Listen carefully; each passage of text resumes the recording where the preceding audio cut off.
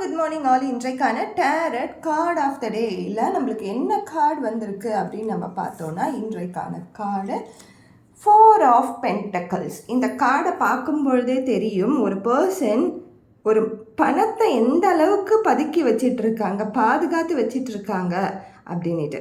So இன்றைக்கு நீங்கள் உங்கள் வாழ்க்கையில் ஏதாவது ஒரு செலவு பண்ணணுன்னு நினச்சாலோ, வெளியில் போகணுன்னு நினச்சாலோ, நம்ம ஃபேமிலிக்கு தானே செலவு பண்ணுறோம் அப்படின்னு நினச்சாலோ, ஆர் இன்றைக்கி ஒரு நாள் மட்டும் நம்ம வெளியில் ஏதாச்சும் வாங்கிக்கலாம் சாப்பிட அப்படின்னு நினச்சாலும் கொஞ்சம் சிக்கனமாக அதை பண்ணிக்கிறது நல்லது. ஏன்னா இன்றைக்கி ஒரு நாள் நம்ம செலவு பண்ணிவிட்டு இன்னும் ஒரு வாரத்துக்கு கஷ்டப்படுறது அது நேச்சுரலாகவே நம்ம பண்ணுற விஷயம்தான்.